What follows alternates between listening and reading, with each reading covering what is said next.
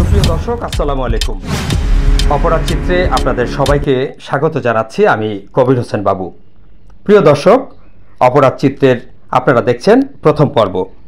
আর অপরাধ চিত্রের প্রথম পর্বে আমাদের অনুসন্ধান টিম হাজির হয়েছে নারায়ণগঞ্জ সদর থানার খানপুর মোকরবা রোড মৃত হাজী তাহের সাহেবের বাড়িতে। আমাদের অনুসন্ধান টিমের কাছে গোপন সংবাদের ভিত্তিতে তথ্য রয়েছে খানপুরে বড় ভাইয়ের হাতে ছোট ভাই জখম। সরজমিনে গিয়ে জানা গেল পৈতৃক সম্পত্তি বন্টন ও মৃত হাজী তাহের সাহেবের করে যাওয়া ওসিয়ত নিয়ে মানা না মানার দ্বন্দ্ব।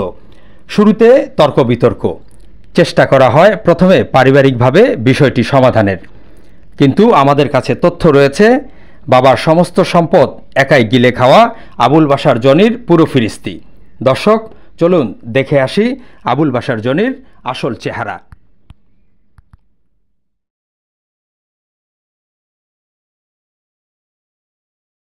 অবস্থা দেখছো?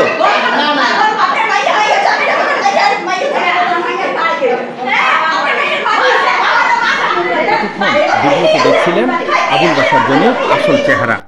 তিনি মৃত হাজী তাহের সাহেবের এক মেয়ে তিন ছেলের মধ্যে তৃতীয় সন্তান। বড় বোন কুলসুম আক্তার লাকি, ভাইদের মধ্যে বড় ভাই ইব্রাহিম রনি, এরপর আবুল বাশার জনি, সবশেষে সবার আদরের ছোট ভাই সনি।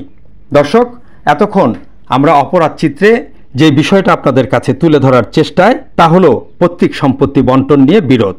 প্রিয় দর্শক, সময় স্বল্পতায় বিদায় নিচ্ছি আজ আমি কবির হোসেন বাবু।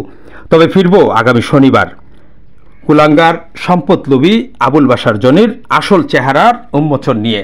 সে পর্যন্ত সবাই ভালো থাকবেন, সাবধানে থাকবেন, চোখ কান খোলা রাখবেন, কারণ শত্রু আপনার ঘরেই রয়েছে। খোদা হাফেজ।